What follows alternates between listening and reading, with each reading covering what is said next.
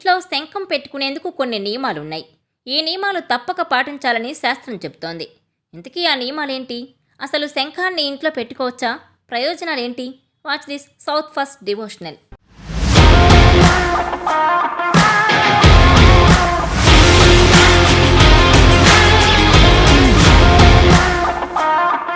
శంఖం సముద్రం నుంచి పుట్టింది. సముద్ర మథన సమయంలో 14 రత్నాలు, లక్ష్మీదేవితో ఇతరాలతో పాటు శంఖం కూడా ఉద్భవించిందని పురాణాలు చెబుతున్నాయి. లక్ష్మీ తోబుట్టువుగా శంఖాన్ని అభివర్ణిస్తారు. ఇంట్లో శంఖాన్ని పెట్టుకుంటే లక్ష్మీ కటాక్షం ఉంటుందని నమ్మకం. సముద్ర మథన సమయంలో సముద్రం నుంచి 14 రత్నాలు ఉద్భవించాయి. వీటిలో లక్ష్మీదేవి కూడా ఉంది. లక్ష్మీదేవి మాదిరిగానే శంఖం కూడా సముద్రం నుంచి ఉద్భవించింది కనుక ఇది చాలా పవిత్రమైంది. ఇంట్లో శంఖం ఉంటే సంపదకు కొద ఉండదట.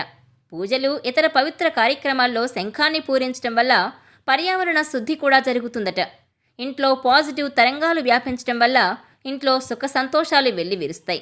వాస్తు కూడా ఇంట్లో శంఖం ఉండడం వల్ల పాజిటివిటీ పెరుగుతుందని చెబుతోంది. అయితే శంఖం పెట్టుకోవడం వల్ల కలిగే లాభాలన్నీ పొందాలంటే మాత్రం నియమాలు పాటించాలట. ఆ నియమాలేంటో, ఎందుకు శంఖాన్ని ఇంట్లో పెట్టుకోవాలో ఇక్కడ తెలుసుకుందాం. శంఖాన్ని ఎల్లప్పుడూ పూజ గదిలో మాత్రమే ఉంచాలి. పూజ గది ఇంట్లోని అన్ని ప్రదేశాల్లోకెల్లా శుభ్రంగా ఉంటుంది. శంఖం ఎప్పుడూ శుభ్రమైన స్థానంలో ఉండడం ముఖ్యం. పూజ గదిలో దేవుడి సమక్షంలో శంఖాన్ని పెట్టుకోవాలి. శంఖాన్ని పెట్టుకునేందుకు ఎరుపు లేదా పసుపు వస్త్రాన్ని ఉపయోగించాలి. వస్త్రంలో దాన్ని పూర్తిగా కప్పి ఉంచాలి.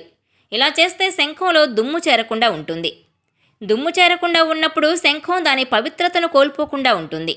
పూజలో ఉంచకూడదని అనుకుంటే పూజా సామాగ్రితో పాటు భద్రపరుచుకోవచ్చు. శంఖాన్ని పూజ ప్రారంభానికి ముందు, పూజ తర్వాత ఎప్పుడు పూరించినా సరే తర్వాత శంఖాన్ని శుద్ధి చేయాలి. శంఖాన్ని పూరించిన తర్వాత నీళ్లు, గంగాజలం 2 కలపాలి. ఇందులో శంఖాన్ని ఉంచి కడగాలి. తర్వాత నీళ్లలో నుంచి శంఖాన్ని బయటకు తీసి శుభ్రమైన వస్త్రంతో దాన్ని పూర్తిగా తుడిచి ఆరిన తర్వాత తిరిగి శంఖాన్ని యథాస్థానంలో ఉంచుకోవచ్చు. ఇది శంఖం పూరించిన ప్రతిసారి చెయ్యాలి. శంఖాన్ని ఎప్పుడూ నేల మీద పెట్టకూడదు. ఇది శంఖాన్ని అవమానించినట్లవుతుంది. ఎల్లప్పుడూ శంఖాన్ని వస్త్రం మీద ఉంచాలి. శుద్ధి చేసినా సరే నీటిలో నుంచి తీసి గుడ్డ చుట్టి శుభ్రం చేయాలి. శంఖం ముఖం ఎల్లప్పుడూ పైవైపు ఉండేట్టుగా ఉంచాలి. శంఖాన్ని నీటితో నింపి ఉంచకూడదు. శంఖం ఖాళీగా ఉన్నప్పుడే దాని నుంచి శక్తి ఇంట్లో వ్యాపిస్తుంది.